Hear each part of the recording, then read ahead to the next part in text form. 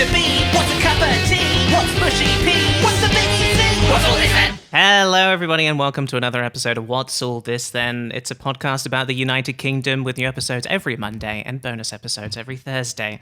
And today on the show, we're doing what is now and may forever be the episode of this podcast with the longest title ever, because we are talking about Jeff Wayne's musical version of The War of the Worlds. You may be asking yourselves, why are they doing this? Would it not have made more sense to just talk about the book, The War of the Worlds? H.G. Wells was English, after all. And to that, we say, shh. No, it is obviously correct that we are doing a whole episode of our podcast about a 90-minute concept album that you've probably never heard of, made by an American, because it's our podcast, and we could do whatever the fuck we want. I am Charlotte McDonald, and I'm joined, as always, by my wonderful co-host, it's Libby Watson. How you doing, Libby? Yeah, we do whatever we want. Yeah, We're so and we crazy. shush the listeners. It's a podcast by women, and we're shushing the listeners. We're saying, shush, shush, shush, honey, stop, shush. That's right. No, I'm really excited that we're finally getting into the territory on this podcast of like stuff that is so outside of the scope of like what I think our listeners will actually know. Yes, 100%. That it does make me a little scared, but I think it will be a fun episode. I'm honestly I'm looking forward to it. Not to brag, I'm not even a little bit scared. Oh wow. Yeah. Okay.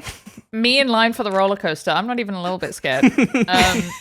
No, I think it's great. I think it's fun to dip our toes into episode 200 style content, because eventually we're going to run out of Mr. Blobbies and Mr. Beans and any other Misters. Noddy. We haven't done Noddy yet. We haven't done Noddy, yeah, and they don't even know what Noddy is. No, and you guys, I can't wait. The Noddy episode, that's episode 100 for sure. Do you know who we have to have to do Noddy? Who? Is Stefan. Oh, yeah, we do. Okay, Stefan is coming on. Seven Heck is coming on for all of our episodes about children's shows. Yes. No, I genuinely think we do need to, in my mind, we need to bring on Jesse Farrar, our first guest, back for our 100th episode, and then we'll talk about a shop. Or a store, as he would say. Yes, I think that's great, except I want to have him back sooner than that. So maybe we do 50? 50 and then 100, yeah. All right, yeah, sure. Deal. All right, lovely. And speaking of people who have been on first episodes of a podcast, she's a writer who's worked on You're the Worst, We Crashed, and Comedy Bang Bang, but perhaps her biggest claim to fame is that she was the guest on the first ever episode of Doughboys. Welcome to the show, Eva Anderson. How you doing? Hey, I'm so happy to be here. First episode of Doughboys and the famous lost episode of Doughboys. I was also on. Wow. God. So what was that like? It was very tense, and that's why it was lost. No one else gets to hear it. No, it was great. Those are my boys. Have you guys ever done Judge Rinder? I feel like there's a episode to be. Do you know about the bald judge? Am I just talking about things that you guys don't know about? No, but this is great because it's a problem when people are in their echo chambers, when they're in their little bubbles, and they're only hearing about things they already know about. But you're getting us out of our echo chamber, and you're telling us about stuff that we don't know about. Like I just Judge always see this Render? guy on TV when I'm in the few times I've been in England, but his show didn't start till 2014, so maybe it. Were you living? Yeah, that's after. Okay. See, that's After I it. left, Yeah. yeah. He's a TV judge. He's bald. He's very fey and also really nasty. Wait, a British guy? Yeah, it's great. He's got really weird energy. He is like, we tried to do our own version of Judge Judy, right? Exactly. Oh, yeah. He's absolutely like a very weird, like, Judge Judy. It's like, yeah, because we have so many judge shows in America. It's like a whole genre. Yeah. But yeah. Yeah, I don't think we actually have that many. I'm disappointed looking at a picture of him that he's not wearing the little wig. Yeah. No, I think you want to see his bald little head, though. Oh, yeah. I guess so, but that's sort of like what we have. The wig is a whole thing. Yeah. According to his Wikipedia, he was going to be an actor, but his best friend, Benedict Cumberbatch, was too much better than him, so he became a barrister. Oh my God. Wow. Okay, yeah. Look, I'm writing this down. We gotta do. Bring me back for Judge guy. Rinder. Yeah. Please. Yeah. I mean, I'm assuming I'm Jesus. coming back, even though it's been like 5 minutes.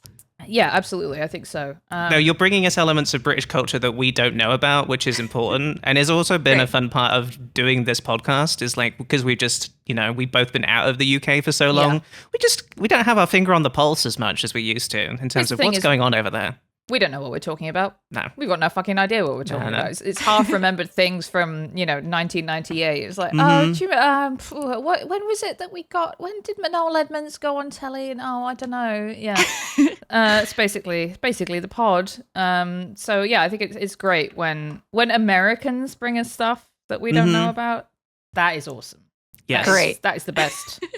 Which you absolutely have done, and we will obviously talk more about Jeff Wayne's musical version of The War of the Worlds later in the show.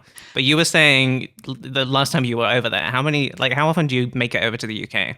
I've only been a handful of times. Like, I had a very, very important trip when I was in middle school with my family, where I got really into a couple things happened. I discovered Mr. Blobby all on my own.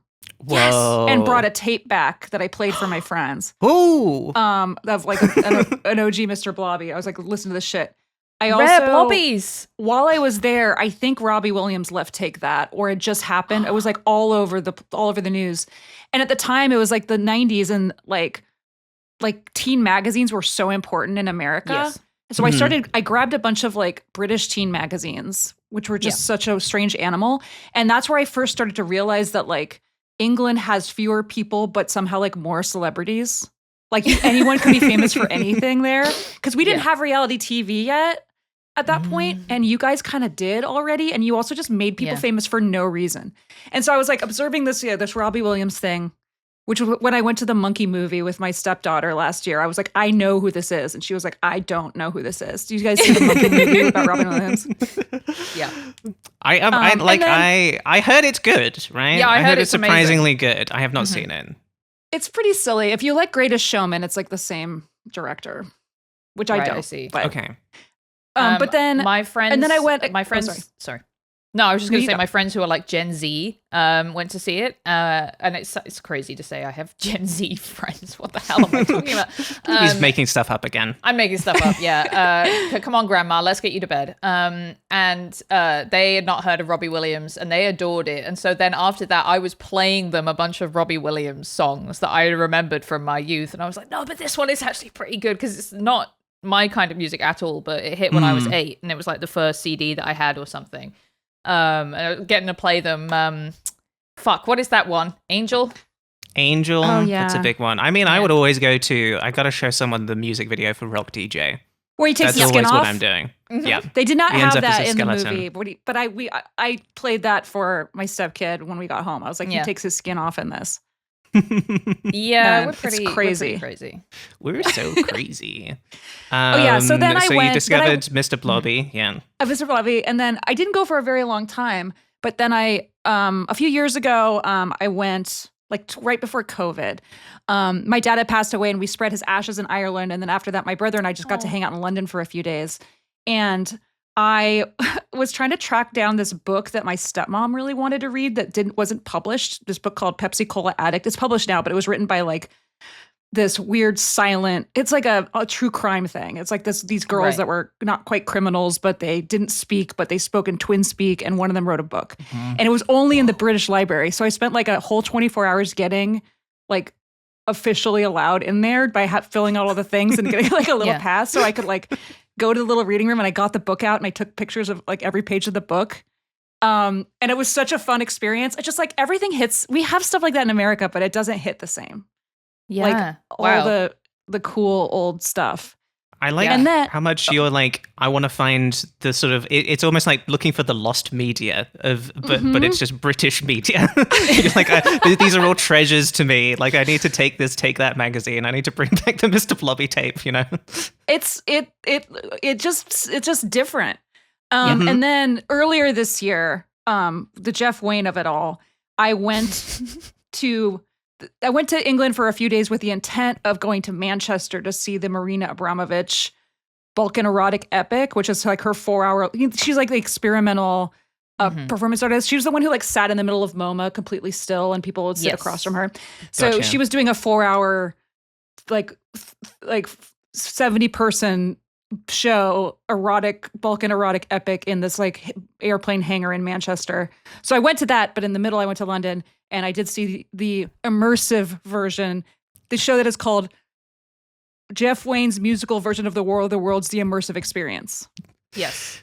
Good And thought. so Another that's what- colon needed to be added to the title of this. Which we'll be Even doing. longer. We can't actually talk about that. That will be the title for next week's episode, actually. So we gotta save that. Of Yeah, course. so that's why my encounter with that, which I'm sure we will discuss, is what made me ask Libby, like, can you guys help me unpack this phenomenon? Yes, I wouldn't go as far as to say that we will be helpful, but we'll do our best. Maybe culturally, we will- you can have like some input of like why. We will talk about it with you. Why is is a this? thing that will happen. Yeah, exactly. Yeah, we'll talk it out. Yeah, we'll help you through what you experienced. Yeah. Well, I also think I need a little bit of help, so maybe we can offer this to each other. We all need Okay, help. great. Yeah, Mhm. absolutely. It seems like, and this is a really stupid guy thing to say, you're a fan of experiences. Going to the UK to experience Marina Abramovich and then experiencing the Jeff Wayne experience. Do you enjoy to experience? Because I feel like I'm often trying not to really experience what I'm experiencing, if that makes sense. To maintain a level of ironic distance. Is that something that people can do and enjoy experiences? You have to have the ironic distance, or else you're like Sure. like a huge loser. But Of course, yes. Goes without saying, almost. I am like a cusp Gen Xer because I get very embarrassed for people. But also, Yeah. it's my general theory is it's always better to do a thing than to not. Absolutely. Right. I think that's a very good philosophy, and I think I'm getting better at experiencing things. We'll talk about it when we talk about the main topic. But I just went to Universal for the first time, Ooh. and I have some thoughts. Anyway, I wanted to ask you about baking, because I know from listening to you on Doughboys that you are their friend who is best at baking, which is annoying for me because that could have been me, but it's you. Fine. I think it's fine, probably fine, you, Fine. actually, there's no because way I it's hear me. about what you bake on the show, and it's better than I just enter way. the county fair every year so I can get some sort of ribbon. But the rest of the year, I am not baking. Oh. Should I set that as Yes. a stream goal? Maybe Absolutely, Charlotte? Libby. Enter the county fair. Libby, I can email you off the pod, but like you have to enter your intent kind of right now. Wow. To drop okay. it off in like a month or two. So it's really it's like you pay $5 and you just have to be Yeah. willing to drive to Pomona Oh, to drop your hey, stuff off. And if no you're willing to problem. do that, you can get in the cabinet at the LA County Fair. Oh, Wow. okay. Well, I'd love to be in a cabinet. Actually, when I did a year of my undergrad at UCLA, and the county fair was in September at like, I don't know, it was maybe the second week that we were there, and me and a bunch of other international students very naively were like, well, we'll simply take public transit to Oh my God. the county fair. So we did indeed take public transit to the county fair, which was a bus to the metro to Union Station, and then a special train to Pomona, and then from the special train to Pomona, a special bus from the Pomona station to the county fair. And I got the worst migraine I'd maybe ever had. And it started like, I don't know, 3 hours after we left, at which point we were in Pomona, and I was, none of us could drive. This was before Uber or anything like that. There was no way that we were getting back to UCLA. But I still had a pretty good time. Saw some pigs, I want to say. Had some chocolate-covered bacon, as was the style at the time. Nice. So I think I could return to the scene of the migraine. Do you have to like bake something specific, or can you just do whatever you want? There's so many categories that, especially if you go like into a weird category, like I got second place last year in roles other than specified. Oh, God, that's Like- so good. Isn't that fun? Yeah. Like I've gotten a blue ribbon in chocolate chip cookies in like 2018, but I also have the red ribbon in rolls other than specified because I made chive rolls. So you can really just decide what you want to make. And I usually I submit to enter 3 categories because it's like $15. And then I decide what I actually want to enter, like when it's like the weekend before. That's so smart. Yeah. There's a lot of, I do like the idea of doing a bread one. Yeasted Breads has a whole bunch of yeasted breads. Yeah, milk rolls, focaccia. I make a lot of focaccia, although I feel like the focaccia, it's got to be something that, holds up on the long journey to on the trip. Yeah, because I've had your focaccia and it is fucking great. But I got it right out of the oven. But that's going to have an impact. Yeah. They tasted that night. And if you do get in the cabinet, so then it's in the cabinet for 30 days. So remember that too. Like by the end, it looks like rats have gotten to it. It like looks crazy. Because it's not refrigerated or anything. They're just in there. But focaccia would look good after 30 days. It would, yeah. I guess the goal is to bake something that is the most like a McDonald's McDouble as possible. You know how they like take those people who take a photo of a McDouble every single day and see how long it takes to even look at all different, and it's like 6 years or whatever. Yeah, that sounds good. Oh, I'm curious. Do you ever bake anything British? No, I don't. Like I know that's such a slice. I mean, I have like the Ottolenghi cookbooks that have like a lot of. I have his sweet cookbook, which is all British stuff. But I've never really dipped into all of your Bake Off sweets. They teach a class in where I live in the mall in Santa Monica that is like a British Bake Off cooking class. Sorry, we have to stop for a second. What is that? Something happened. What? I think I did this and it. Yeah, if you do this and you're using an iPhone. If you do a thumbs up I've never seen that. Oh, God. Okay, well, this is just for the people on the video tier. There's a little, it's so helpful that a little bubble appears with a thumb in it so that we know that you've done a thumbs up. Because how else would we have known otherwise? It's happened on my stream now it's not doing it. Now it's embarrassed. It knows yeah, it's exactly. Stop. Yeah. Okay, that's fantastic. No, I can absolutely recommend a few. I think British cuisine is definitely at its best in the sweets category, chocolate and baked goods. Agreed. I think my number one rec is always sticky toffee pudding because it is actually so fucking good. I love eating it, but I've never made it. But I know my old roommate used to make it, and it's also like a fresh one of those is insane with ice cream. It's like dates. It's dates, right? It's a lot of dates. Yes, it truly is sticky. And then you got the toffee, and then you're like, this is plenty. But then the pudding comes along. The pudding is like, there holy too. Holy shit, yeah, and the pudding's there too. Yeah, no, it's really good. I actually use an American recipe for it. I find it's a little better to me to use American recipes because they tend to be better, and also the ingredients are like very slightly different here. I think like butter has less fat and sugar is different and stuff like that. So. Yeah, it's good. We got some good ones. I got the Bake Off cookbook. I've made a couple things from one of the Bake Off cookbooks. But I should return to them. Cookbooks, I find it hard to actually make the stuff that's in the cookbook because it's easier to find the thing on the internet, Yeah. I have exactly. I'm not really much of a cook or a baker. I have exactly one cookbook. I did one recipe from it once. My mum got it for me. It was like a baked. It's something tin. One big tin. There's a veggie tin. One big tin. It's about just dumping stuff into one big tin. It's about putting. Yeah, it's like it's a you can't cook cookbook. Yeah, exactly. It's dump cakes. That's what it is.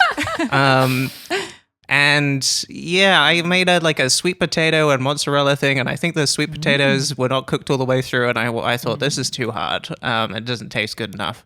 So it just sits out there on my shelf next to the like one nice piece of cookware that I have, which is the like one like nice orange Le Creuset, which was supposed to be the tin, and now it doesn't. Now get it's used. not the tin. Now exactly. it's just decorative. No. Yeah. I've still got to make your brownie recipe, Charlotte. That you told us about. Yeah, no, Charlotte's special brownie recipe. Yes, that I sort of like made up for a YouTube video when I was like in my very early 20s. Now, Eva, I did see you when you were letting us know what topic you wanted to do. I think you did describe yourself as an Anglophile, but I'm curious to know where you sit on our Angloscope. If you wouldn't mind, this is a bit I'm going to keep doing until no, please, I love Livy shows me real disdain for doing it. So the Angloscope, the way it works is it's just a scale of 1 to 10. If you're a 1, you're an Anglophobe.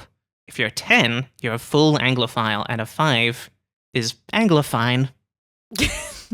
Anglophine. Where do you think you sit on the Angloscope?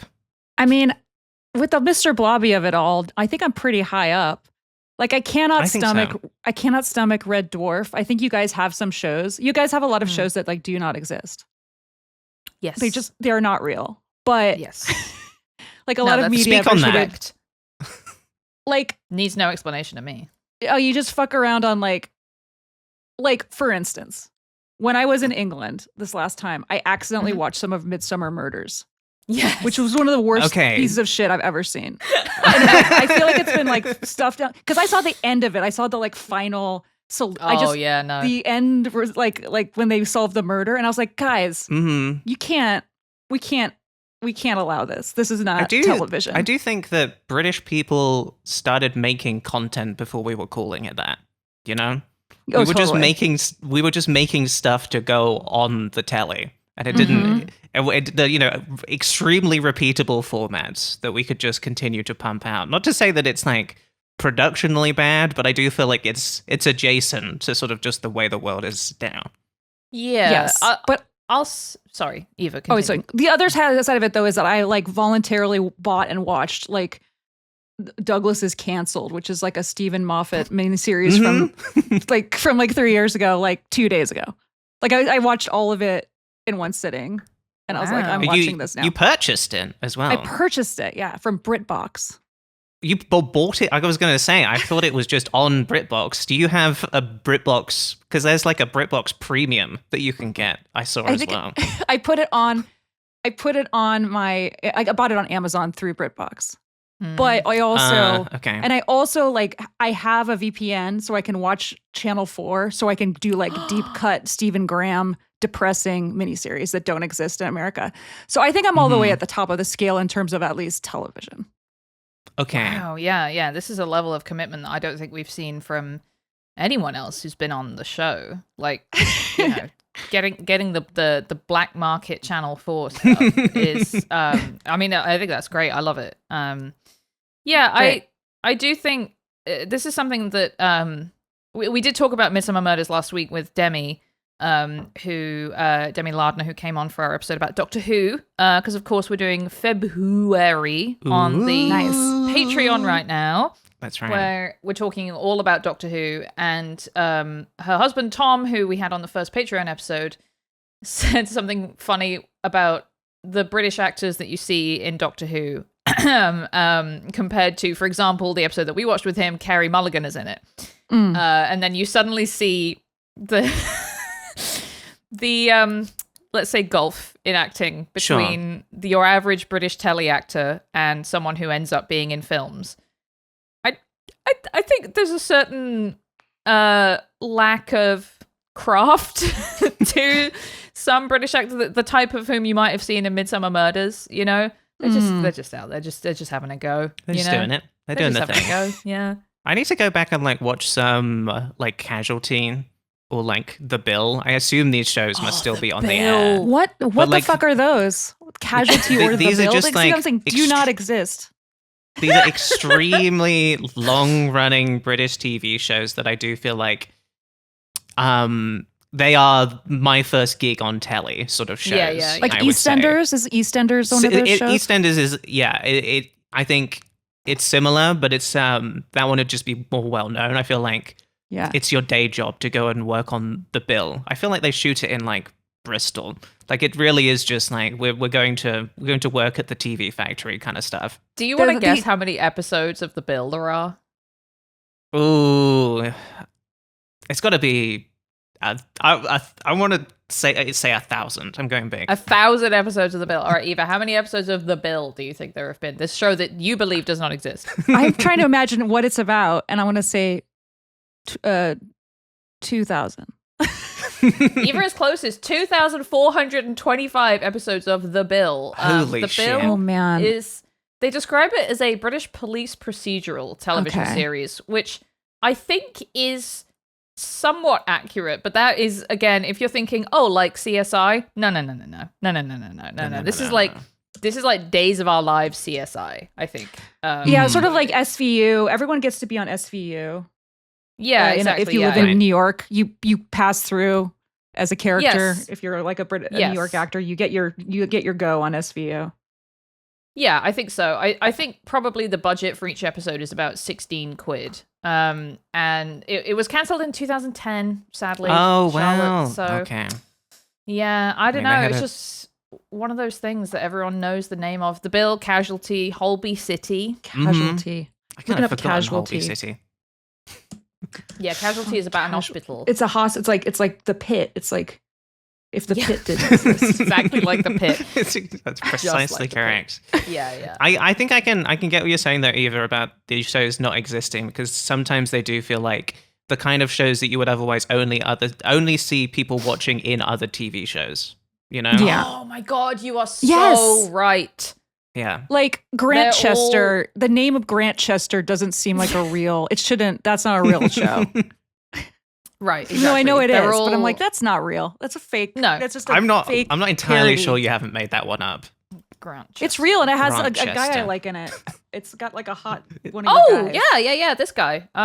Is the main character called Grant? No, the village is place. Grantchester. Village is Grantchester. Okay. It's got James Norton as the star. James Norton. He's super hot. James Norton. He's got a really square jaw. He looks well fit. He's also like from he's on The Crown. Okay, his first show that he was in was called Inspector George Gently. Fake.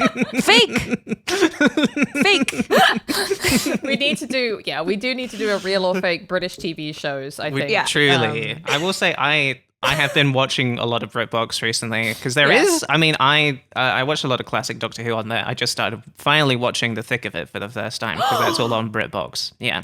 One of my favorite shows of all time. It's a good show. And it's really, really good. Douglas is Cancelled is very good. I do recommend it for another. If you want to get out, yeah. It's not what you think it is. Okay. All right. I'll give it a look. I mean, if it's on BritBox. And it's 5 episodes.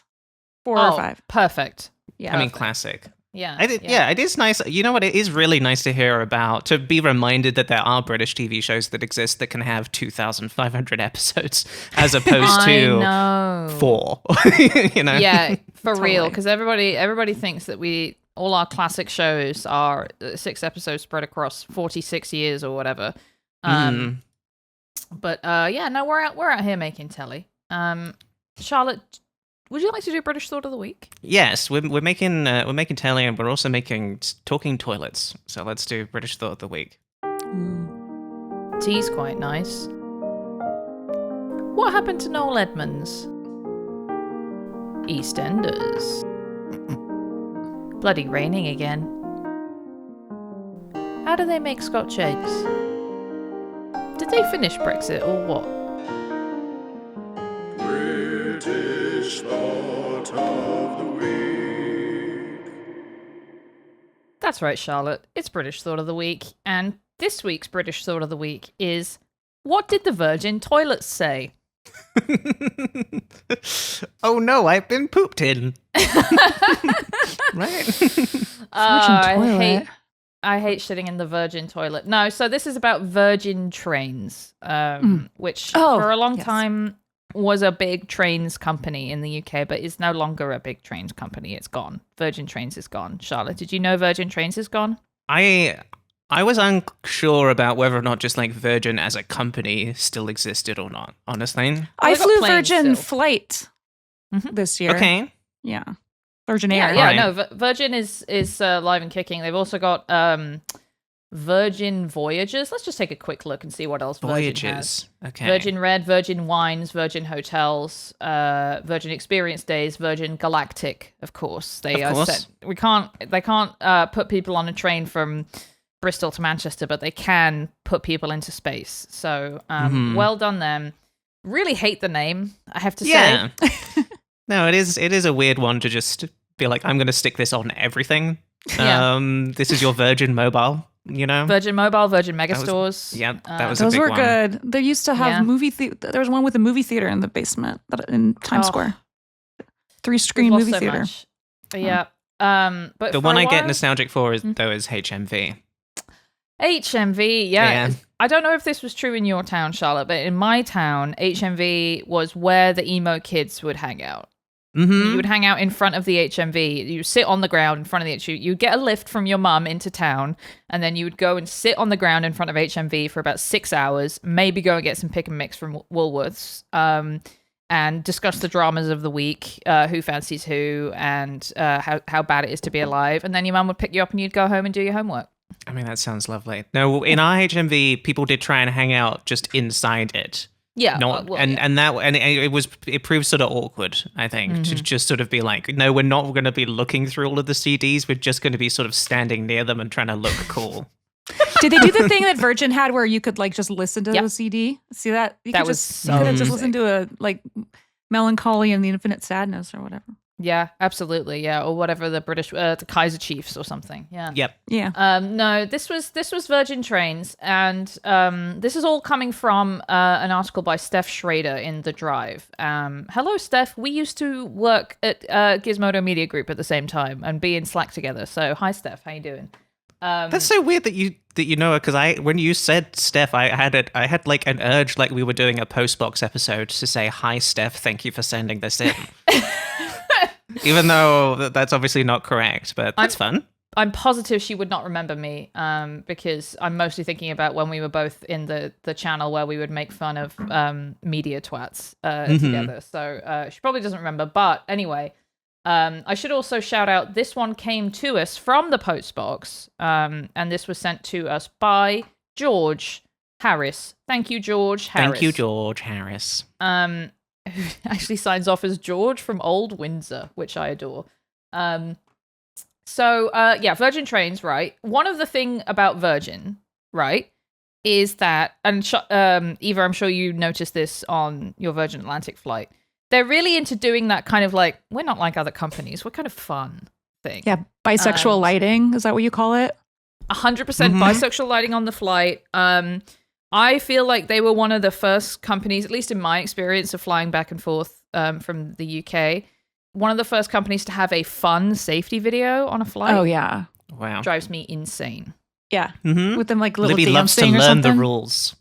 Look, it's just, you just don't do the song. Don't have a famous guy in it. Don't like try to make it fun for me to watch. Just tell me how to put my fucking seatbelt on. Tell me how to do the mask. You know, I sound like a horrible old grump, don't I? But there's something intrinsically horrible to me about when a company tries to be my friend, you know? And I'm like, not their friend. And maybe the most egregious example of this I've ever seen is when the Virgin Trains had talking toilets. Would you like to hear some of the Virgin Trains talking toilets? Yes. I would love to. Because what I learned is that there were multiple versions of this. It wasn't just one talking toilet once. It became, I'm sorry to say, it became a thing.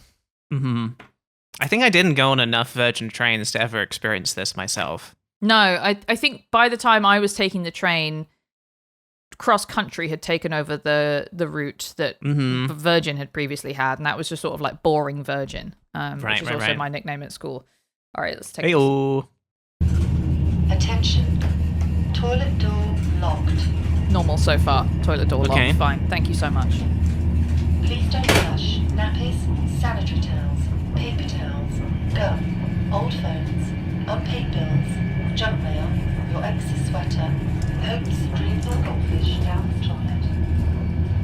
I thought it was gonna be goofy. It's just like weird and apocalyptic. Okay, I like that that line of don't flush the bills or your ex's sweater. I do remember that, and we're getting a look at the toilet as well, because they have written this on the inside of the lid. Yeah. I do think I have seen this before.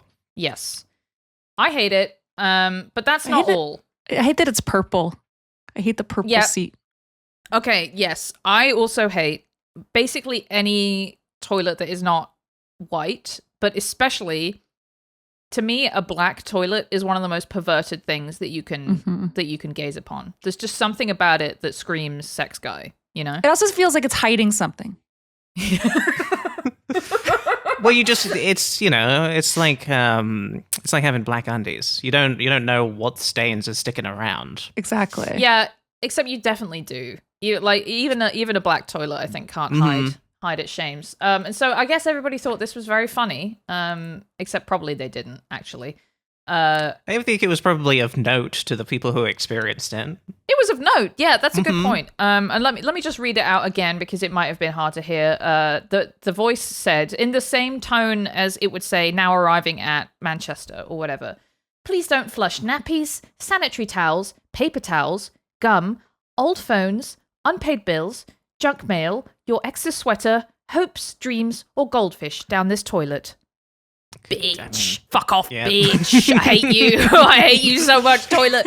Okay, well, I do have to say, it does seem just like an announcement. I'm not necessarily experiencing the toilet talking to me. Like, I'm hearing a voice. Oh, you're thinking, what if the lid started flapping? I thought it would be like the lid's not flapping, right? It's just a speaker in here. Have you guys ever seen Look Who's Talking? Isn't the toilet like rah, rah, rah? Like the kid's scared of the toilet and Look Who's Talking too, maybe? And I don't think I've seen that, but I'm thinking I can imagine like the Home Alone furnace or something, you know? Exactly. It's like that's what the toilet is. Like something that would exist in Pee-wee's Playhouse, but like in a room that we never get to go to is the toilet that's a character, like Cherry. Mm-hmm. Right. I agree with you, Charlotte, but then they went a step further and they had fucking Will Ferrell. Whoa, wait. The toilet door is not locked. Actually, Will Ferrell. Okay, real quick, can we just pause just for a second? It's just because I do need to talk about these particular... Eva is sunken down so far in her chair with the middle fingers up. I had to talk about how much I hate this particular locking system in the toilet. Is just like the I don't want announcements. I just want to I want the physical lock that I can know I've locked myself, and then I want to move on. I don't trust the buttons. I don't trust the buttons. I don't trust the buttons. And Charlotte, every time the red button with the lock, where it lights up. I'm still like, I know you're trying to convince me that this is definitely locked. I just don't believe it. I need to feel the thunk. Yes. Every time I use the toilet on a cross country or any of the trains that had this type of lock, I was so stressed out because I was like, I don't trust the button. And you're so far away in these ones. You were so far away from the toilet. It wasn't like you could put your hand on the door or something. You just knew that if it happened, the door would slowly open and reveal you sitting on the toilet to, some random train person. Anyway, let's. Also, like, what if there's a power outage? Yes, then you're trapped in the toilet. It's like a Tesla, isn't it? It's like a Waymo. Yeah, exactly. Yeah, so stressful. All right. The toilet door is now locked. Welcome to the Virgin Train washroom. I'm Will Ferrell, the star of the new movie Daddy's Home 2. You can't see me, but I can see you. Only joking. I'm just joking. Please don't try to flush nappies, sanitary towels, paper towels, unwanted Christmas jumpers, turkeys, Christmas lights, or granddads down this toilet. Can I just say how much I hate hearing Will Ferrell say Christmas jumpers? I was like, he said that so insincerely. Christmas jumpers. I feel like the air quotes. Like Richard Dreyfuss on Club Random right now. I just feel like with embarrassment. This is disgusting. This is disgusting. Yeah, they just did this to promote. Like, I'm so curious to know how long they kept these in. So, because that they like, we'll have Will Ferrell like promoting Daddy's Home 2 in the toilets for like a couple weeks, but then they're just gonna forget to turn the shit off, aren't they? Surely. For real. All right, let's hear the rest. Horrible. Until you can get to the cinemas, download Beam, free onboard entertainment service. Beam. It's packed full of the best movies, the most epic TV box sets, Download Beam. magazines, talks, and games. It's so much easier than bringing board games onto the train, and it's free from the app stores. Thank you. Okay. So all right. you had to hear that whole thing every time you just locked the toilet door. You had to hear an ad from Will Ferrell about Daddy's Home 2 and Bean, which I guess was the Virgin Trains like entertainment app. Was it Mr. Bean Code is related? I wish. I think that would be a lot better. I would much prefer that than sort of the relation to the word virgin and the bean. Like, I'm just like, I like let's keep it about Mr. Bean. Yes, absolutely. And then I even hesitate to tell the rest of the story because it's so depressing. Mm. But according to Steph Schrader, they introduced another recording for the toilet in 2018. I don't know if you want to listen to it because it is depressing. I mean, we've gone this far. We've had Will Ferrell. I suppose it can't get much worse than Will Ferrell, can it? Sorry, this is really loud. Let's just okay. skip through. Disclaimer: this video was filmed in April 2019. I'm not sure if this iconic talking train is on the Avanti Pendolino yet. Okay. This is a train, guy, is the thing.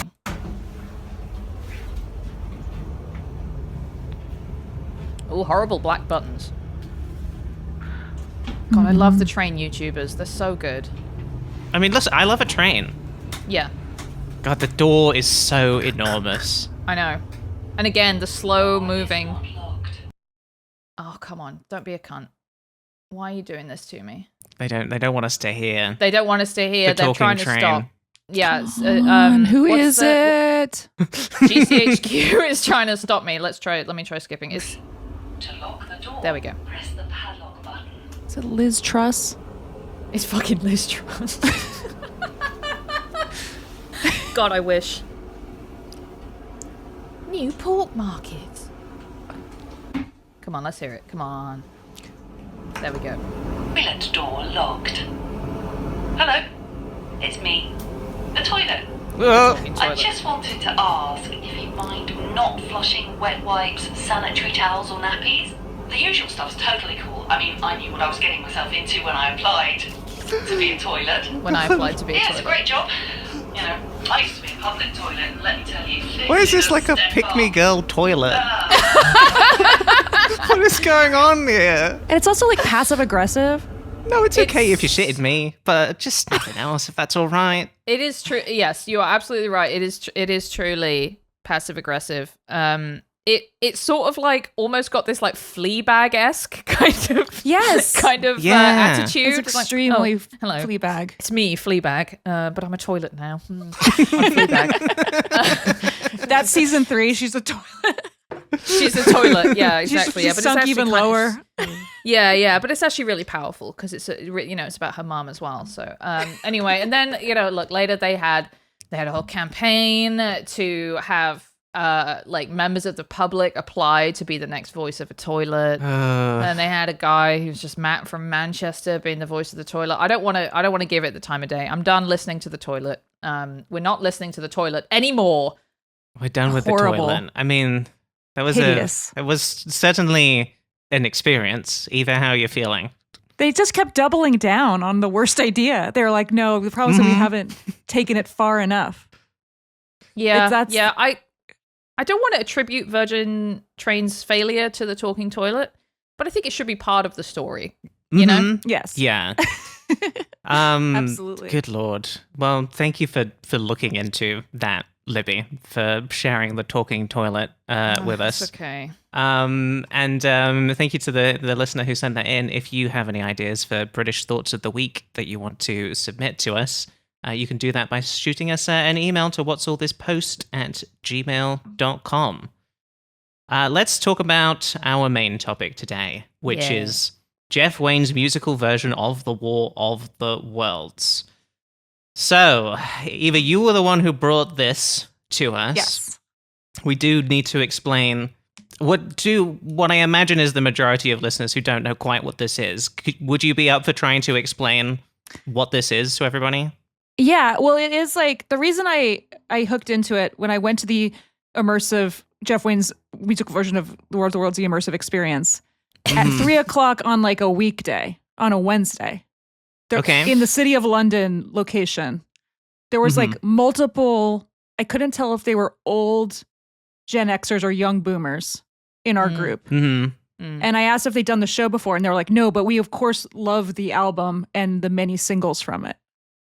So my friend and I were like, "What? How? Like we were like, what? We didn't know about the album really, but then you have to listen to it throughout the show." So basically, it is a concept album from 1978, written by an American living in England named Jeff Wayne, that the main thing is like, although it never seemingly made it to America at all, it has no cultural footprint in America.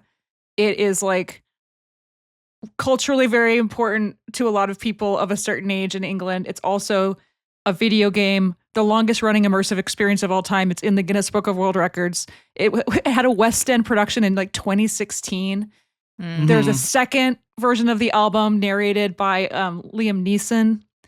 It was like a massively popular tour, like just very recently. And there's so much. Oh my God. There's an audiobook of, it's like Jeff Wayne's musical version of The War of the Worlds, the audiobook. It's an audio radio drama starring Michael Sheen that's on Audible, that's 6 hours long, that incorporates the music into like a full play of War of the Worlds, starring all these famous British actors. And it just does not matter in America. It does not exist. It's the thing that does not exist. Yeah. But it's just like every time I uncover one more thing that it is in England, it blows my mind. Yes. And it's not good. It's also not good at all. Did you guys listen to it? Yes, I did listen to it. Charlotte, did you listen to it? Yes. I did listen to it.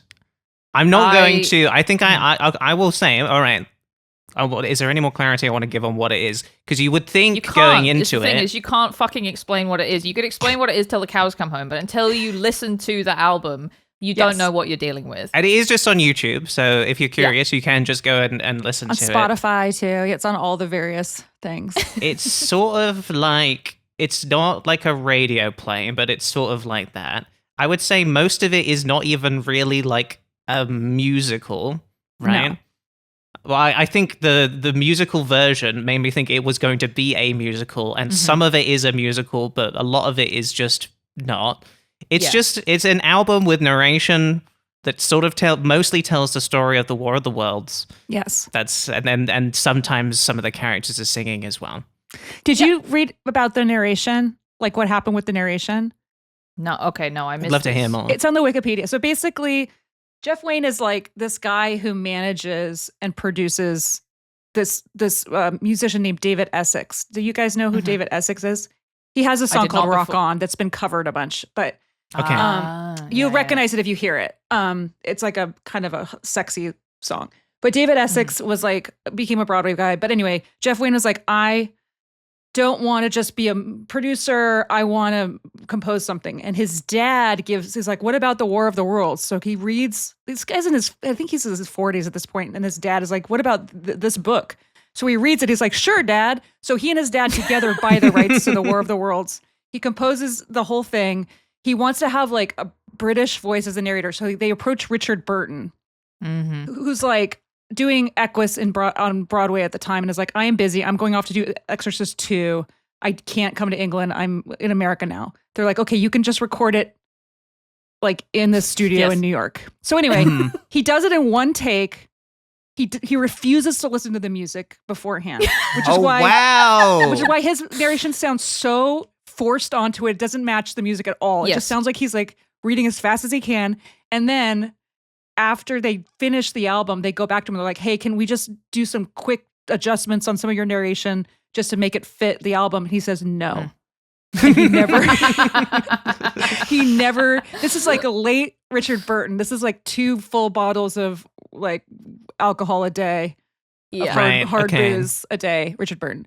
So that's why that narration is insane. It's insane and jarring because he's just reading off the page. He's doing like an Orson Welles kind of like contrarian take on it.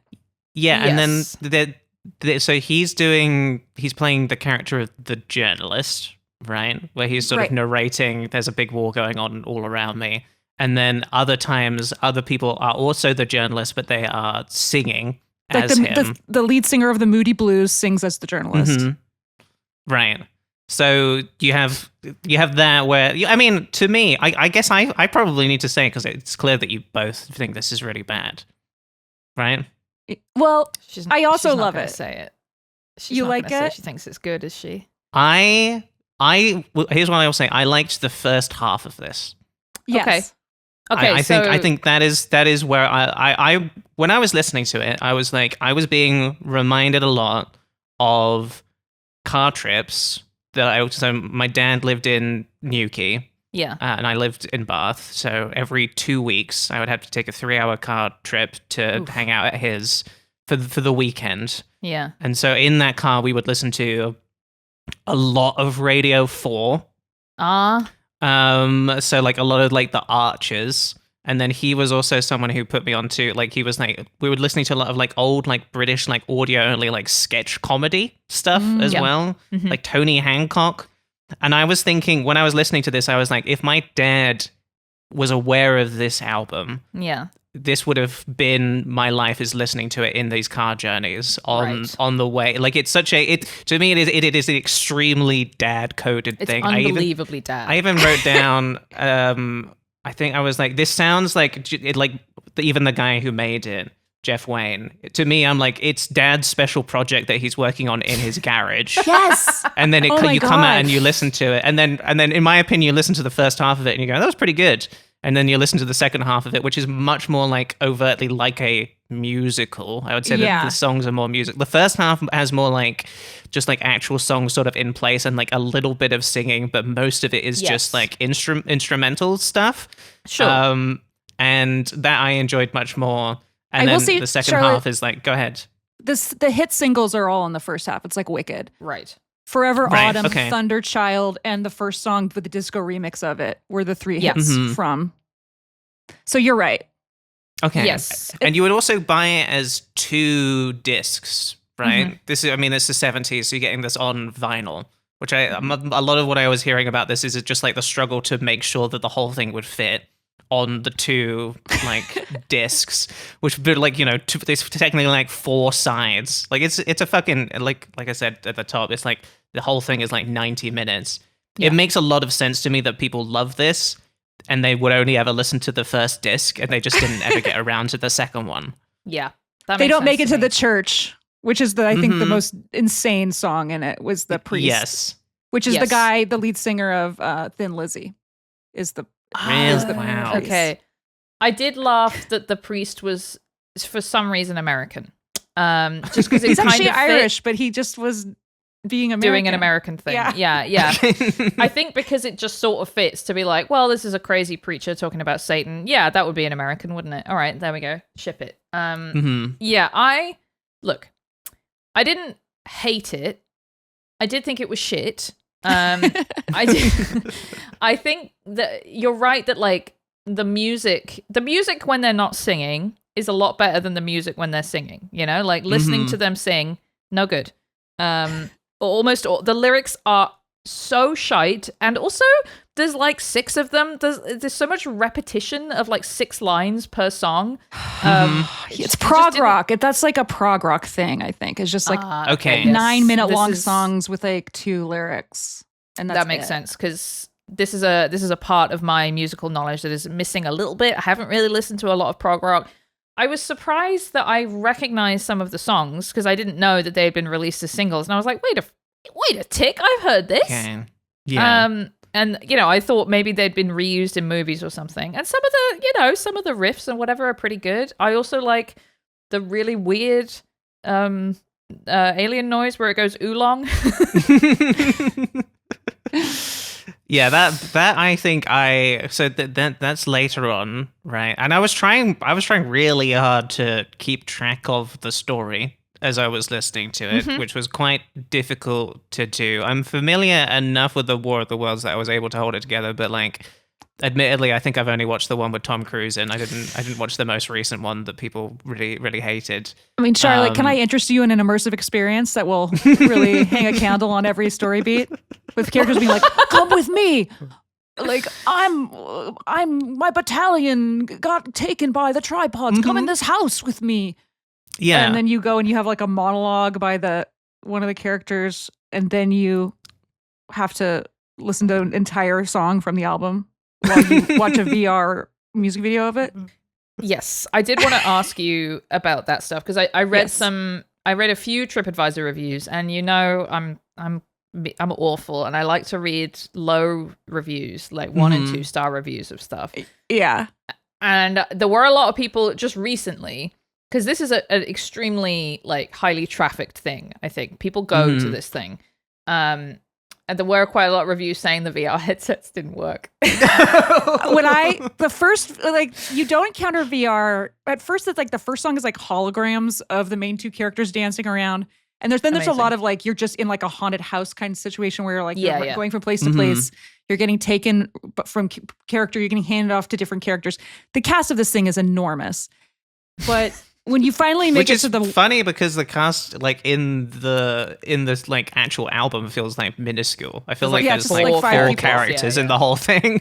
No, it's like if Richard Burton's narration mentions a person, that person is a character that you have to interact with. And they're also constantly being like, what's going on? What happened to my friends? And you have to be like, the Martians got them. Like they want you to like talk back to them. So you're constantly like talking back and forth with like, like you meet the astronomer and he makes you like look through a telescope and you see the thing land and then he gets zapped by the heat ray. So you watch him go up in flames and you get hit with smoke and then you run and, but anyway, like you start in this really big like sci-fi bar where they have all these themed cocktails. And you can also get a pizza there and everything. You can hang out there all night. It's super fun. Space pizza. You go into the immersive experience and then you get to, they're like, you have to go to the river because London is burning. And you're in this, so that's a forever autumn moment. But you just experience it. But then you get to the river, you get in a boat, and the captain's like, put on your special hats, which are VR headsets. And then the song Thunderchild is an entire, like you experience the entire song Thunderchild as the boat goes down the river and the aliens are fighting the Thunderchild boat. But my friend Landon, who I went with, was like floating off the side of the boat in a tea stance, his character. And he was actually seeing the whole thing like sideways. And it was so funny. And it was for like, it's like an 8-minute song. So every time I come over, I was going to say like the songs are really long. Yeah. And he was in a little top hat. We all had little characters. And he was just like a little top hat, completely frozen. Oh, man. And so, so that really broke. And then, but after that, you get my favorite thing, which is a secret mid-show bar, which is like, you get to hang out in, which is really fun. Great. And then you have to do VR like 3 or 4 more times in the second act. Like every time there's like, you want to stop down for a song, they're like, put on your special helmet or like whatever. And it's another VR headset and you're like laying back and you're like watching the like, we'll go underground song. And you got, at one point you go into the Martian ship and then you have to do a VR and it's like another song. And at the end you do have to do VR to watch them. You get into a hot air balloon and you're flying above and you're in a hot air balloon watching the germs get them. Oh, and then you see that, and then you go into a music video of all the germs because they're filled by germs, guys. Spoiler. Yep, that's how they defeat the aliens. But do they? Because of course there's an epilogue where you hear some fucking dickhead American in Pasadena going, "Oh, come in, Houston, come in," and it's become clear that the Martians have come back and they're gonna kill us all again. Yeah, again. Yeah, it's love fucking this scary. Shit. It's the longest running immersive show in history. It beats Sleep No More. It's ran more than Sleep No More. Good lord. I mean, it sounds. I don't hate an immersive experience. I think unless they make me do stuff. Oh, so they make you do so much stuff in this. From what you're explaining, it really does seem like I would hate this. The craziest part of this is something that is meant to appeal to an older generation than me. Is that to escape the spaceship, you have to go down a very dangerous and painful metal slide. And my friend and I had to kind of guss up the people we were with who had come because they like Thunderchild to be like, you guys are going to be okay. You can make it down this slide. Just you have to go like this and you have to cross your legs. And we got them all to go down it, but they were so scared. And I don't know why the slide has to be part of it because they know their audience. Right. Wow. I mean, it sounds like they don't. I don't think they do. It sounds like they sort of don't. Because it does seem like, I mean, it was wild watching some videos of people trying to explain this because I only really found people who fucking love it. Yes. People, I mean, like a lot of people, I think I don't know. Is it one of like the early examples of like a concept album or something? Yeah. It's just like one of the ones that just like really, I don't know. Maybe it's at a time when people are just like obsessed with the idea of just like, what would it be like if aliens came? Like that's a big enough, cool enough idea that you can be like, whoa, that would be sort of transcendent to just sort of imagine that world. Here's what I'll say.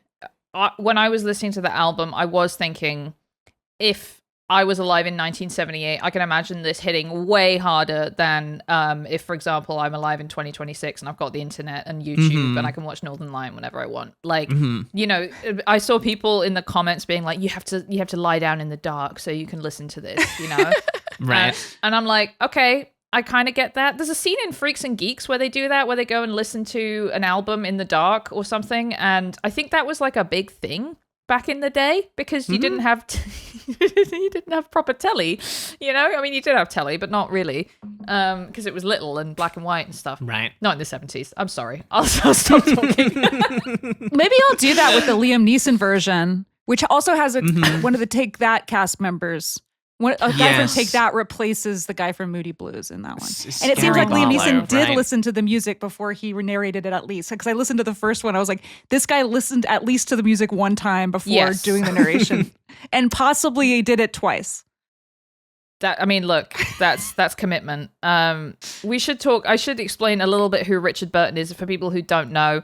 He was like a really famous actor and had an extremely iconic voice. He was Welsh. You might know him from, if you've watched The Trip, Rob Brydon doing an impression of Richard Burton, because he had this very deep, theater guy voice, sort of like, I don't know, like Patrick Stewart or something. And so it's an extremely funny It's like, you know what, when you were describing him, Eva, not wanting to spend a second more than he had to recording it, it made me think of Alec Guinness's obvious disdain for the role of Obi-Wan Kenobi when he's playing it, and he's just like, oh god, I should be doing Hamlet, and I'm in a robe, I'm in a dressing gown, and I'm waving a stick around, you know. Or Orson Welles being the planet in the Transformers cartoon.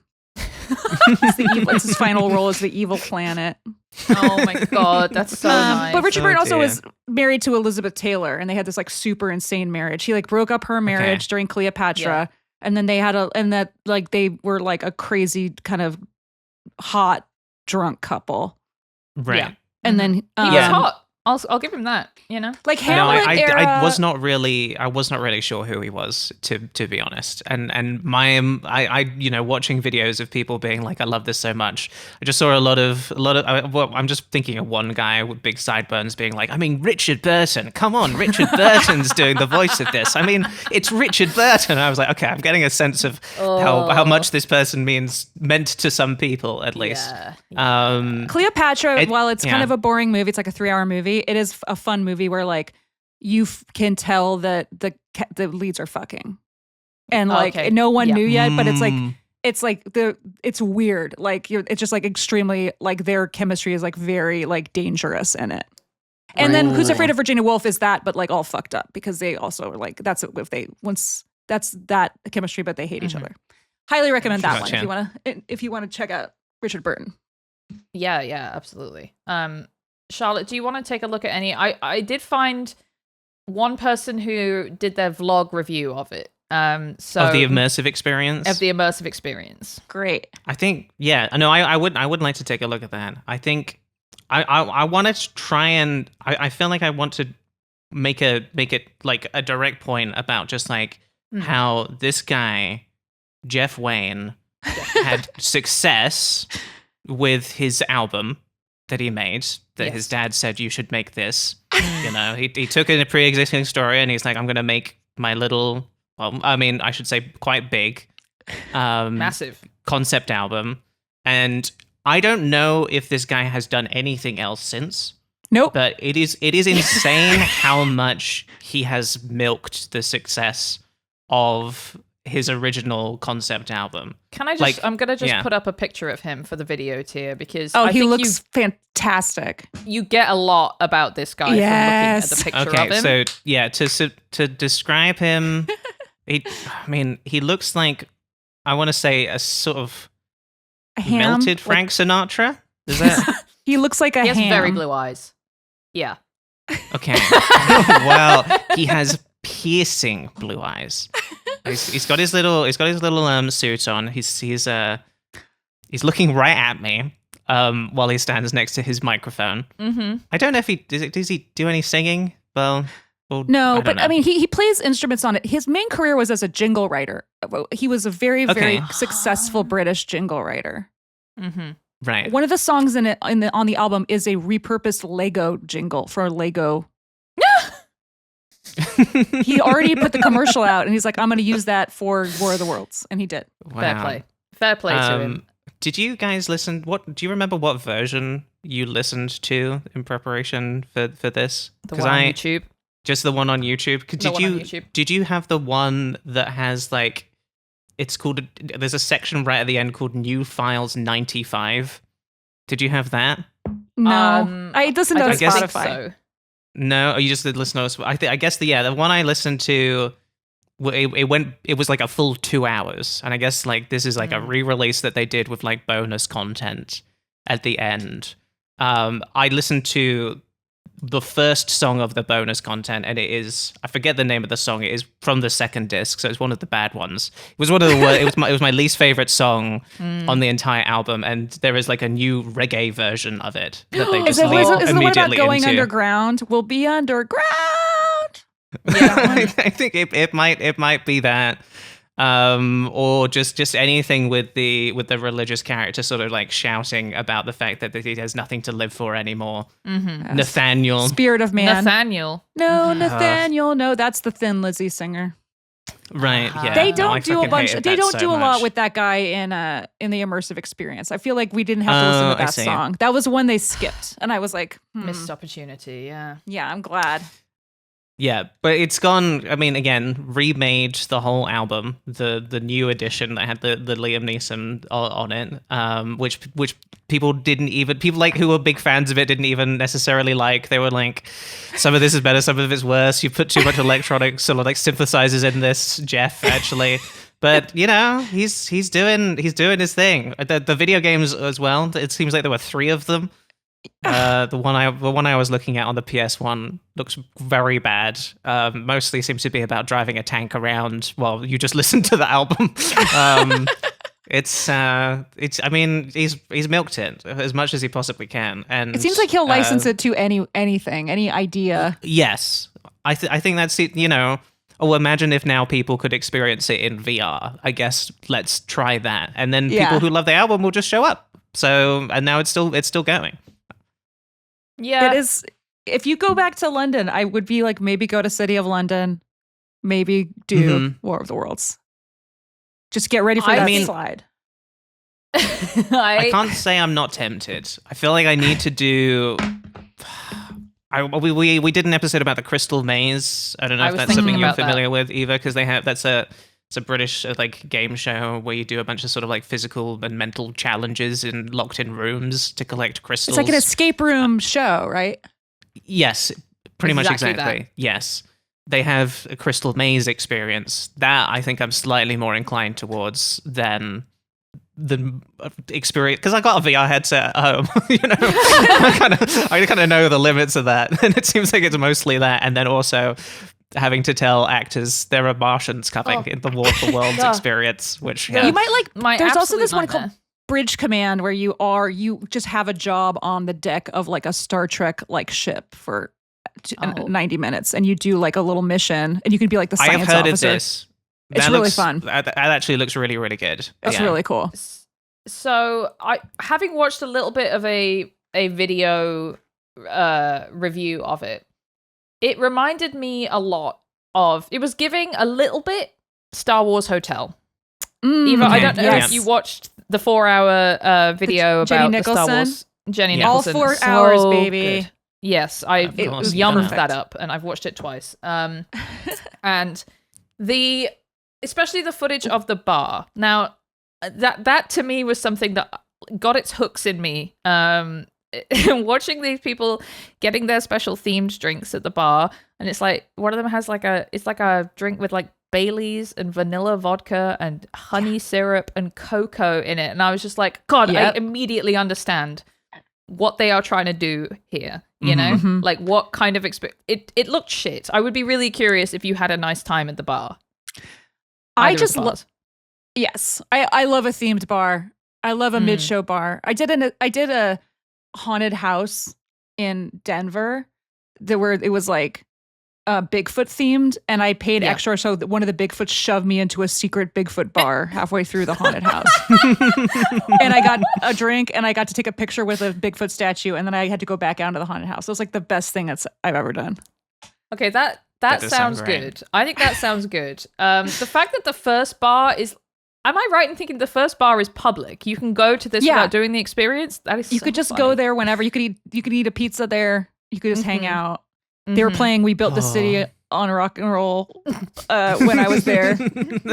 And you can get a drink that has like a bubble with smoke in it, and you pop it and the smoke comes out. Yeah. Of course. Right. Classic. Let's take a quick look at this video, because I do want to at least share his review of the toilets. Oh, well, I mean, this is a toilets podcast. Yeah, so. it's toilet episode. Big time a toilets podcast. All right. These guys are so... normally film a video from the toilet. He's so blue. But watch what happens when you flush the chain.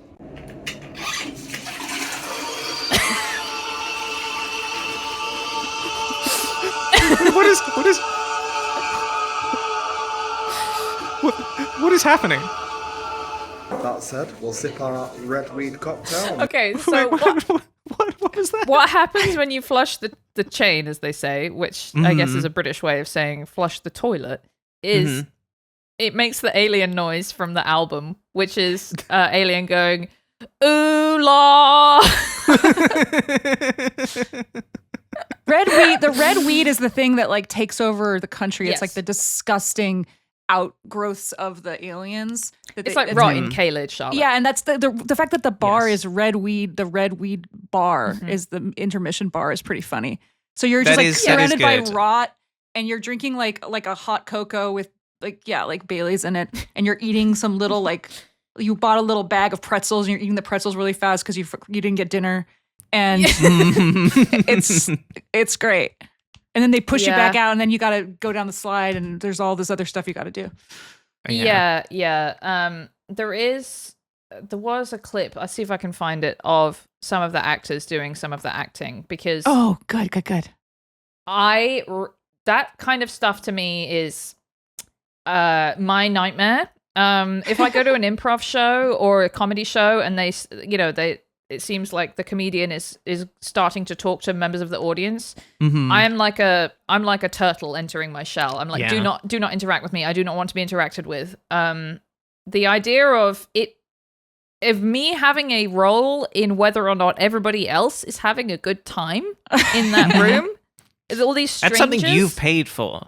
Yeah, exactly. And then suddenly I have to come up with something I have to do the right thing. I've got to hit this guy in the right way, or say, yes, it does look like there's a Martian. Yes, the Martian did kill your mum. You know, whatever it is I'm supposed to do.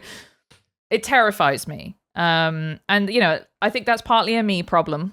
That's partly, something wrong with me.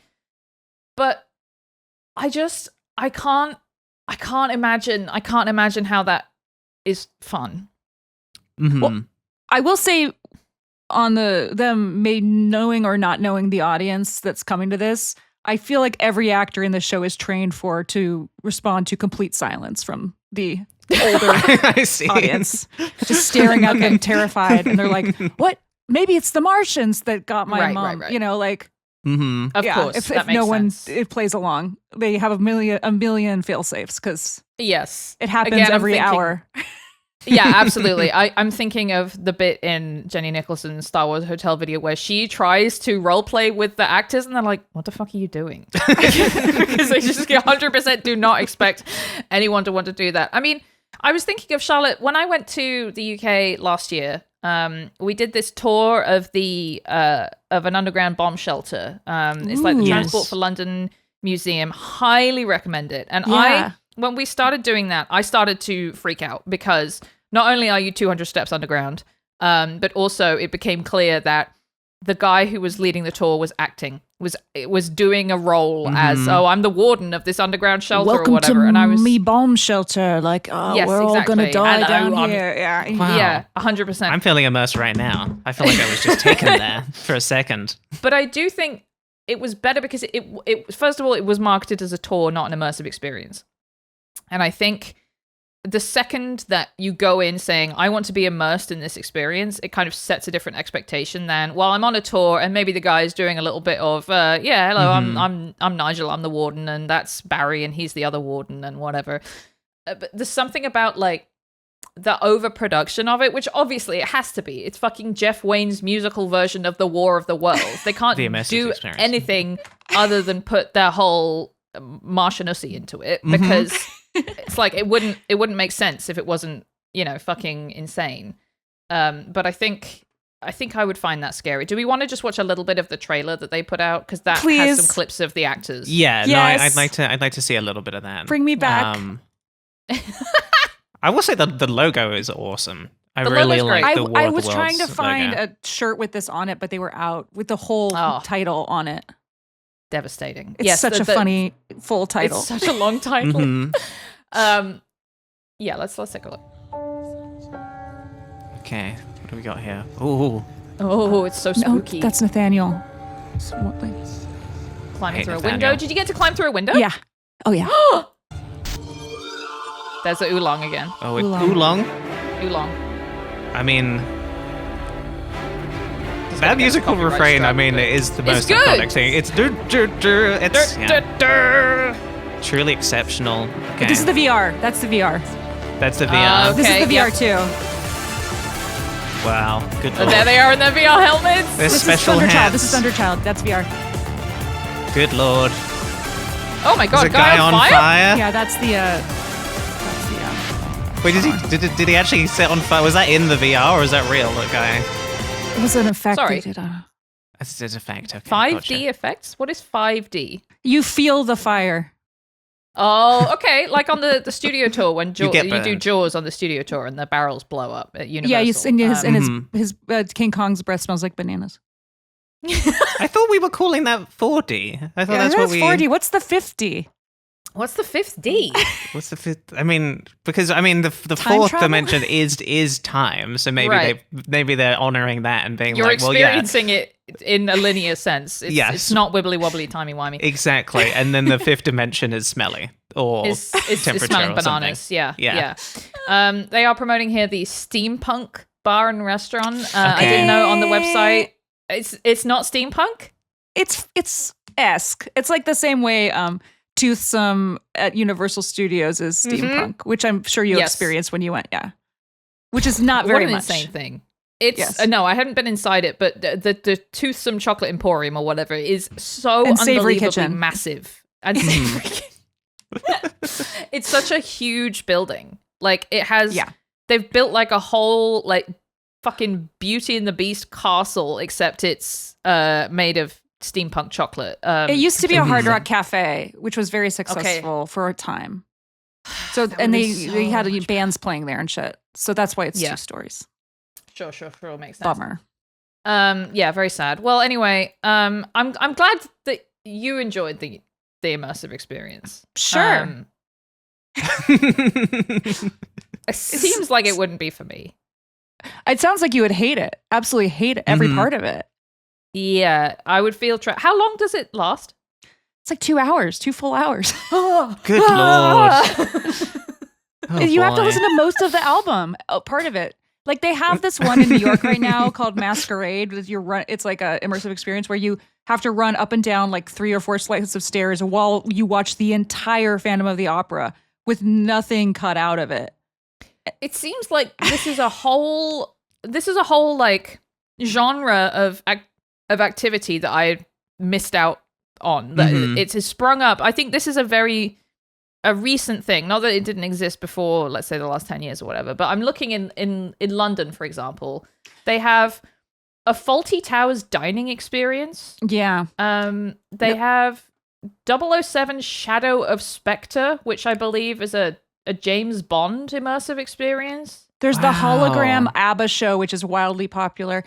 British people go to this shit. Like that's the thing that's crazy. Yeah. Everything I went to, like the Bridge Command thing, the Star Trek thing, was full of finance bros, like characters from the show industry in my group that had all gone multiple times. They like did it every week. It was like, and then I did this other thing called Phantom Peak, which is kind of a weirder, like Twin Peaksy, nerdy thing. It's super fun. That one's super fun, but it was absolutely packed with like hundreds of people seeing it. I don't know. I think there's like people are much more in America. It's really hard to get people to come to this stuff.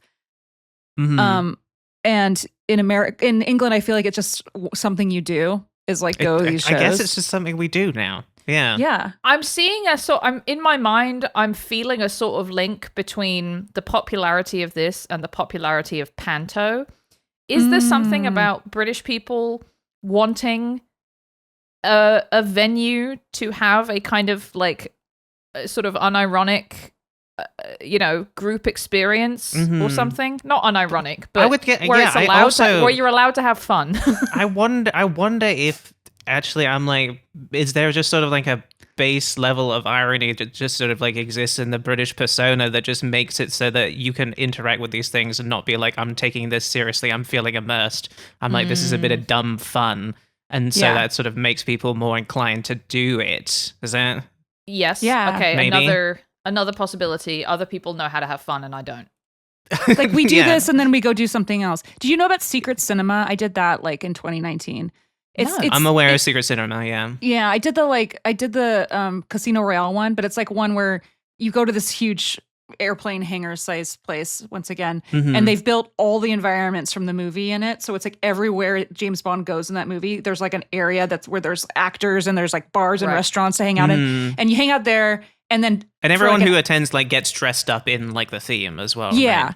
And it's like people on dates, like kind of, and then after you do that, to the panto of it all, after like 2 hours or an hour and a half of hanging out, you have to watch the whole movie with a shadow cast. And there's like pyrotechnics in front of the screen, like when there's explosions and stuff, but there's also like people running in front of the screen, like it's like Rocky Horror, but James Bond. So you're there for 4 hours, like good Lord, all in. It kind of is like an evolution of the Rocky Horror phenomenon, isn't it? I guess like, so. At the one end you have everybody goes to the theater and has, kind of a fun collaborative time, like being crazy in the theater. And then at the other you have, it costs £100 to, go through a bunch of rooms and have some actors go, but over there, look at this. And then you get a cocktail and a pizza or whatever. It's just... I know, it's strange. But anyway, War of Charlotte, the Worlds was way cheaper than I expected. I think it was only like $50, considering £50. I mean, considering it's a 2-hour how many experience. actors were in it. Oh, yeah. No, that's fair. I feel like I do want people to write in if you're British and you love an immersive experience. I need more data on this, because I feel like we're really just like at the surface of this topic. But we need to, speaking of topics, we need to rate today's. This is tough. We need to decide where Jeff Wayne's musical version of The War of the Worlds is going on our British supermarket themed tier list, with Waitrose being S tier, A is Marks and Spencer, B is Sainsbury's, C is Tesco, D is Morrison's, E is Asda, and F is Iceland. Libby, do you have a placement yet? Well, okay, so we're ranking the album, not the immersive experience, in which I think Charlotte and I have not been immersed. We've not experienced it, but I also feel like every different version, I think anything that has Jeff Wayne's name at the start of it is sort of like still, it doesn't feel like any of it has changed substantially from his original album. So I feel like it is all just sort of like extra content added on top of it. DLC. So I don't think we need to treat them as like separate things. I have yet to listen to the radio drama, but I'm going to later today. I'm going to take 5 hours and listen to the Michael Sheen radio drama of Jeff Wayne's War. Please let us know your review of it when you're done. Yes, thank you. I'm going to go ahead and put this in... Oh, it's tough. I'm going to put it in Morrison's because I do hate it, but you got to give it up for that one famous song from it that is pretty fucking sick. And I do think that if it was like... maybe 95% music and 5% embarrassing actors saying, "My God, the red weed!" then I think it would be all right. I support all forms of rock and roll, and prog has to be among them. So I'm going to go ahead and say Morrison's. I think I'm going to put it. Oh, yeah. I think I'm really tempted to put it in Tesco, but I think I do have to put it in Morrison's as well. But the stuff I liked about it, I did like. You know, I was singing along in that early part while I was doing the dishes. I was also just thinking about the fact that, like, to try and explain why, because I know that there will be at least one person who listens to our episode who is just like, thank God they're doing this. I love this. This is my favorite thing. And I'm trying to understand why it would end up being someone's favorite thing. When I was looking at the subreddit for just the War of the Worlds, what I understood is that the people who love just the War of the Worlds story are really disappointed by basically every adaptation that has ever been made of it, except this one. I think probably because it is just like, because they don't really change it. They don't really like change the story. They just, at least not as far as I'm aware. But they barely even try and tell a story as well in it. It's just like, it's a very vibes-based thing, a lot of it. You know? So they didn't like the Ice Cube movie. They didn't seem to enjoy it. No. Do they hate the Orson Welles prank?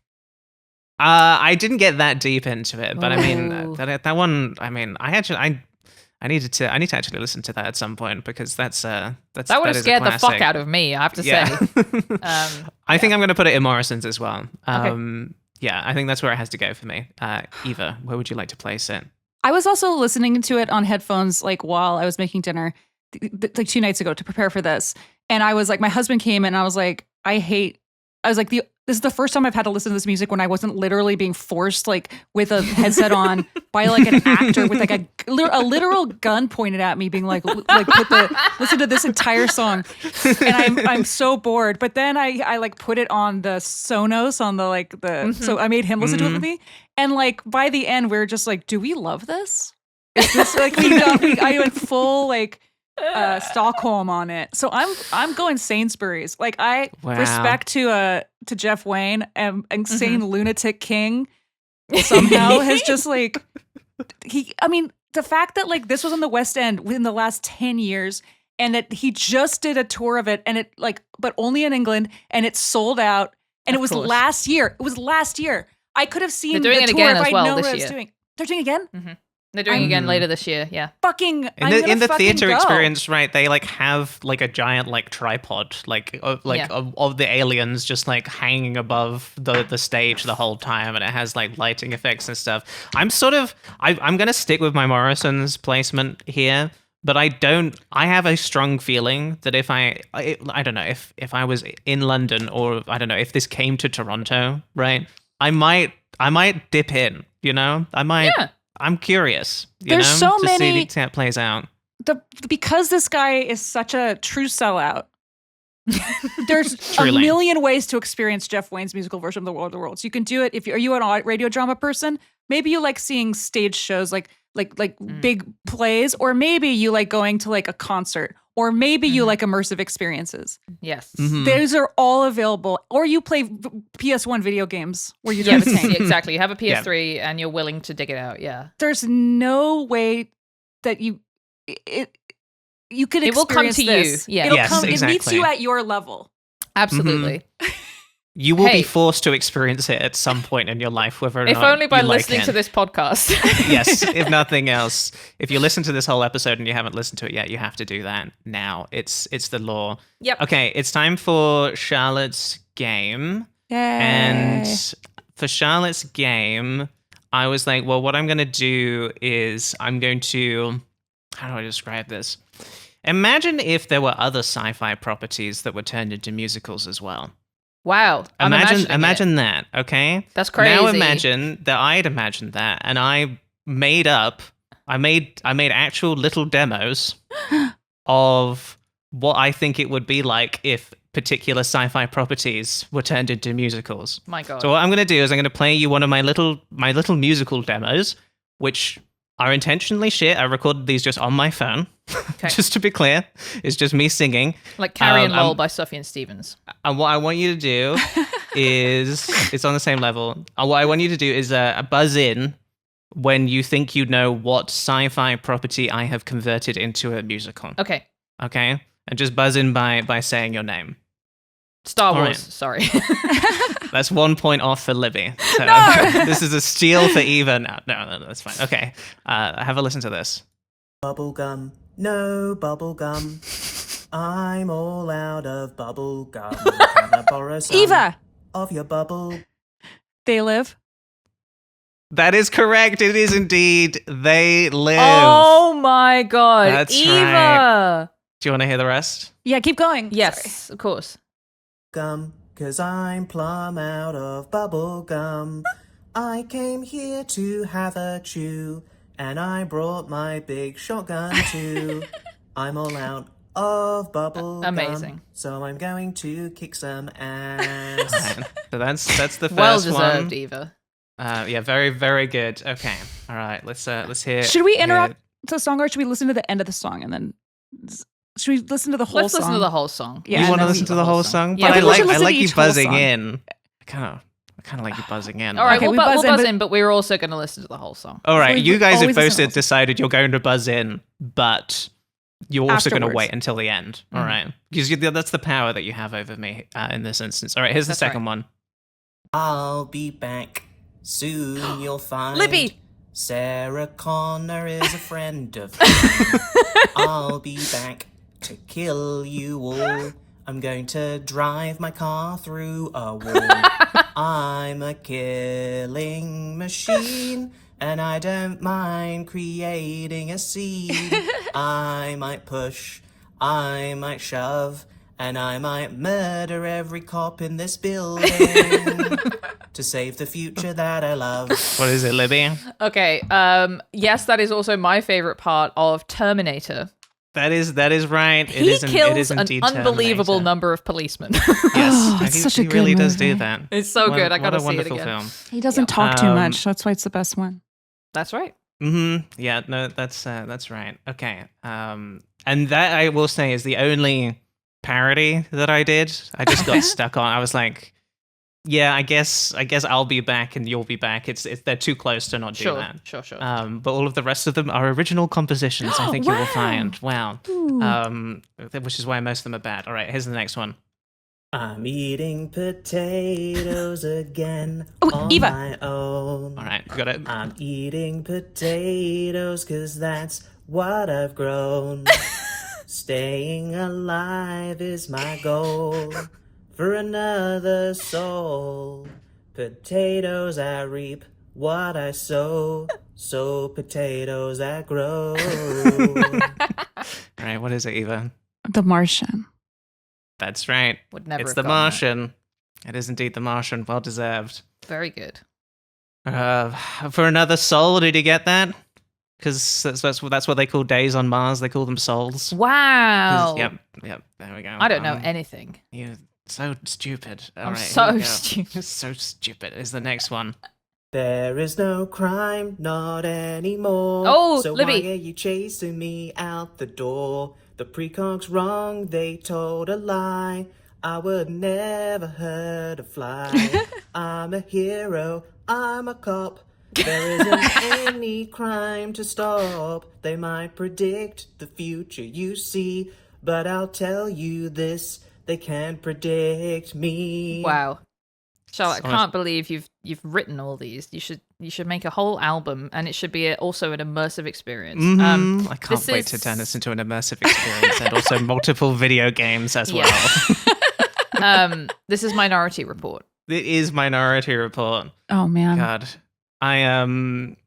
I realized this is just something I do. This is fine. This has been like a venue where I can finally just sort of share this. But my favorite thing to do is just come up with musical versions of things, just singing to myself, Absolutely. and they're just like ephemeral. I just sing them and then I forget them. Yeah. This is the first time they've ever been sort of captured. Recorded, yeah. It's so good. Exactly. Yeah, I mean, I sing to Digby sometimes. Like when I was taking her back from the vet, I was singing along to the song that I was listening to in the car, explaining that she would get to go home and get That's out of nice. her carrier. She's in character at the vet. It's an immersive experience. That's right. Everything's an immersive experience. It's a draw right now, right? Yep. It is a draw. Okay. There's just 2 more of these. Oh. I'm going to touch that egg. I know it looks scary, but I want someone Eva. to dare me to put my fingers on that big black egg. It looks weird and sticky, so I'll touch it really quickly. I'm sure that I'll be fine, 'cause back on Earth I touch eggs all the time. I'm touching the egg right now, and now I'm going to stick my face in its hole, 'cause that's a good idea to me somehow. Is that Eva? Alien? That is Alien? indeed Alien. Yep, Oh, that's so good. Alien. Don't touch the alien egg. Don't touch the egg. Why do you It's stick not your the face same. in the It's hole? not the same as chicken egg. All right. Why do you do it? Yeah. Yeah. No, it's fun to try and.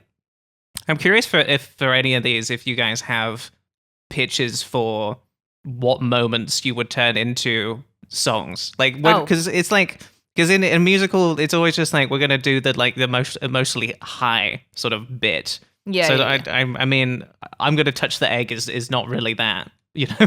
But, I would do. I mean, look, the best part of Alien is the end where she has to go back and get Jonesy, and then she's going through the corridor. I mean, how the hell do you convey how incredible that scene is with a song? Is my problem with musicals. But yeah, going to get Jonesy. Charlotte, I think you're wrong though, because in the musical tradition, I'm going to touch the egg would be the wish song, where it's the wish of the it's like the part of your world is a wish song, you know. It's like, and it's the person wants to touch the egg, so I think it's good. Yeah, no, it is. Okay, I was it just is like thinking, the whole story does rely on touching someone being sort of stupid enough to want to touch the egg. Yeah, you so know? you gotta have a song about it. Yeah, I was just thinking of the Simpsons joke where they go to a musical about someone being addicted to drugs, and the song is "I'm checking in" to the Beverly Hills clinic or whatever, and so you could do "I'm touching egg." That's nice. Yeah, I'm helping. I really want the scene where the alien bursts out of John Hurt's chest, and then the alien starts singing while it's in John Hurt's chest. And then the tiny little mouth comes out, and it's also singing, but in a squeakier voice. That's what I don't know what it's singing. Just I'm alive. I'm alive. I want that. Anyway, there's just one more of these, so let's listen to it. I'm learning everything so fast. All this knowledge I've amassed all from a needle in my brain. You think I'd go insane? They tell me. Okay, I am actually going to pause this one because I think Livy, you buzzed in, but I think you might not know what it is. So now I want to see. Oh fuck, what is it fucking called? It's fucking Scarlett Johansson, and she is using. Most people only use 10% of their brain, but she's using the whole thing, and the movie is called "I'm Using My Whole Brain." No, I'm give up. I think you fucked it, unfortunately. I'll go back a bit. I stole from a needle in my brain. You think I'd go insane? They tell me I'm the one, and my real life has just begun. So many things I can do. Eva. Now that I know Kung Fu. Yeah. What is it, Eva? It's a Matrix. It's a Matrix. This is such a fun game. I love this game, guys. Such a you great should do this game. I have to bring it back. Yes, absolutely. Okay. Wow. I'm happy Congrats, I like the Eva. game. Yeah, Yay, that's I won. 4 points to 2. You both did very good. On the chopping block, I was trying to do one about Logan's Run. About the worst 30th birthday ever. That was that was a fun one. But it ended up feeling too depressed. Not every sci-fi movie or story can ultimately be a musical. You didn't even do Star Wars. I didn't do Star Wars. No. What the fuck?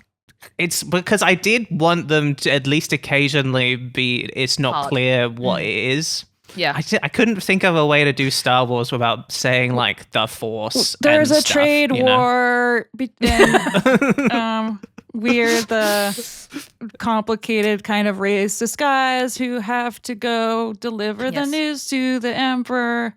Yes. This is, if you can believe it, when I did have Star Wars on my list, it was just the Phantom Menace, and I was going to try and adapt that opening crawl because that was the closest I got to. Maybe that's like at least a little bit of a challenge. I would do the thing that I just learned, which is that Yaddle took a sabbatical on Kronk. Did you guys know that Yaddle took a sabbatical on Kronk? I did not know that Yaddle took it to... Hold on. I feel like did you post that on Blue Sky, Libby, or something? Yaddle took a sabbatical on Kronk. Wasn't Yaddle like sexually abused or something crazy, like in Yaddle's story? Like there's some really dark thing that happens to Yaddle in the full Yaddle Wikipedia, where I think she was like held as a sex slave at one point. That is incredible. No, I didn't know that, and I support Yaddle. To be clear, Yaddle has my full support. I believe Yaddle. I believe Yaddle. I think the way she's been treated is terrible, and I'm really glad she got to take a sabbatical on Kronk. Yeah, I hope it was nice on Kronk. I think it was great on Kronk.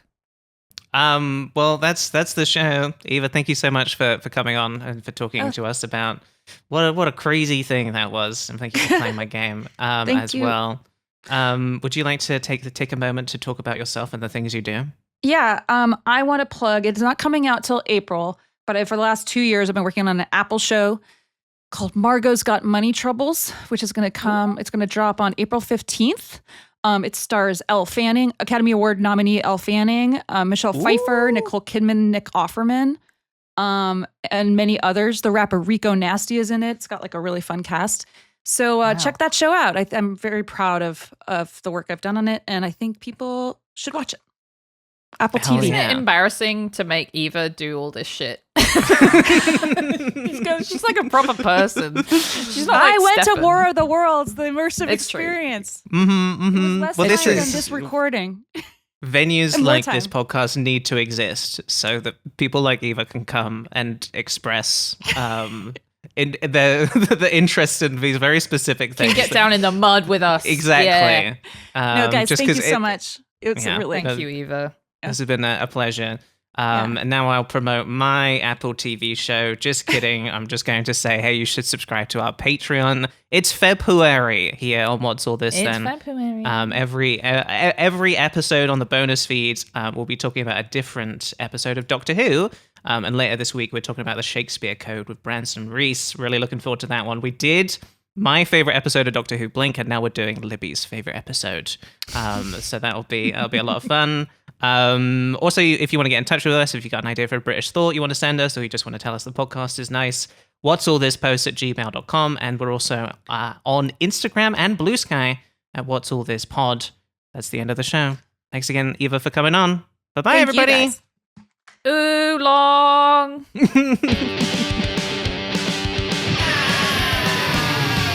What's all this then? What's all this then? What's Mr. B? What's a cup of tea? What's mushy pea? What's the BBC? What's all this then?